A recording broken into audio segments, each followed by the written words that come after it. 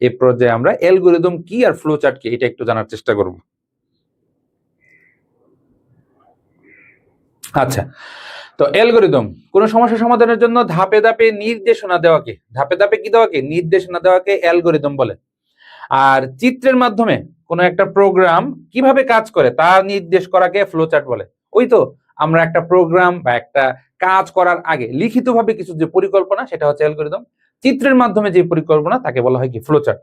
আমরা একটা ডেমো চিত্র এখানে তোমাদের দেওয়া আছে, যেখানে দেখো লিখিত কিছু প্ল্যান আছে, চিত্রের মাধ্যমে কিছু প্ল্যান আছে। ওকে, অ্যালগরিদম ফ্লো চার্ট কিভাবে কাজ করে আমরা এবার দেখব।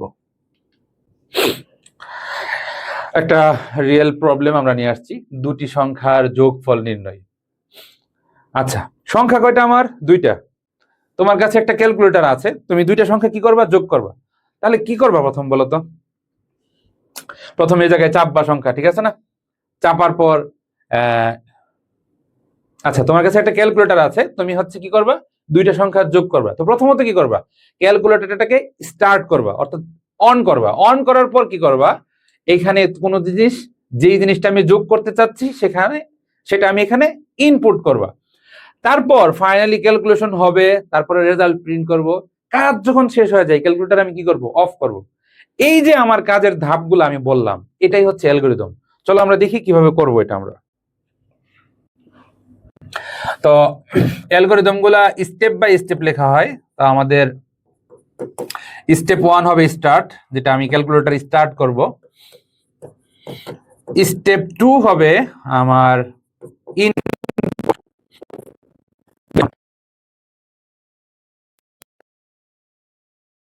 দুইটা সংখ্যা কি হবে আমি তো জানি না। তো আমি এই জায়গায় ধরে নিব, একটা সংখ্যা ধরলাম এ আর একটা সংখ্যা ধরলাম বি। স্টেপ 3 তে আমি ক্যালকুলেশন করব। কি ক্যালকুলেশন করব? এই যে দুইটা সংখ্যা নিলাম, এদের যোগফল ধরে নিলাম, যোগফলটা হচ্ছে এক্স। তাহলে এক্স এর মান কত হবে? এ প্লাস বি। এই পর্যায়ে আমার যোগফল নির্ণয় করা শেষ, রেজাল্টটা আমি আউটপুটে দেখাবো। আউটপুটে কিভাবে দেখাবো? প্রিন্ট। কি প্রিন্ট করব? Result x.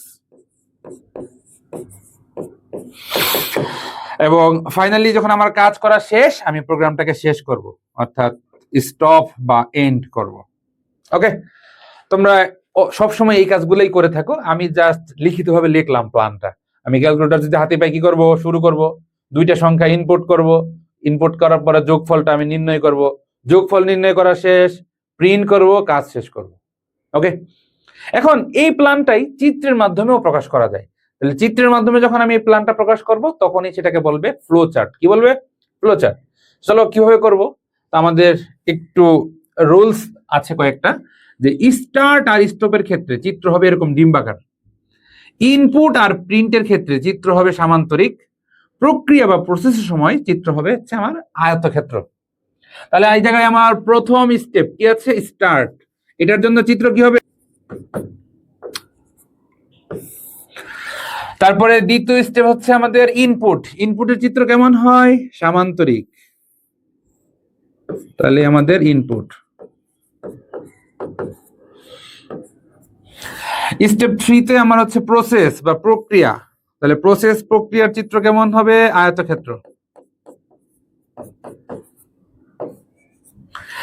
স্টেপ 3 তে আমার আছে সংখ্যা দুইটার যোগফল। তারপরে হচ্ছে স্টেপ 4 এ সংখ্যাগুলোর মান যে প্রিন্টের ক্ষেত্রে চিত্র কি হয়? সামান্তরিক।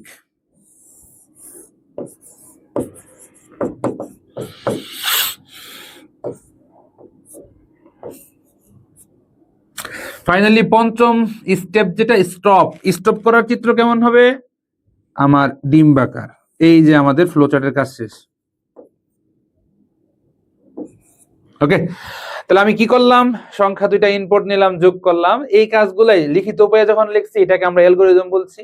এটাকে যখন আমরা চিত্রের মাধ্যমে প্রকাশ করছি, সেটাকে বলছি আমরা ফ্লোচার্ট। ওকে, তো চিত্রের মাধ্যমে প্রকাশ করার সময় দুইটা জিনিস আমার খেয়াল রাখতে হবে, তিনটা জিনিস আসলে। স্টার্ট স্টপের ক্ষেত্রে চিত্র হবে ডিম্বাকার, ইনপুট আর প্রিন্টের ক্ষেত্রে চিত্র হবে সামান্তরিক, আর আয়তক্ষেত্রে হবে যখন কোনো প্রক্রিয়া বা প্রসেস হয়।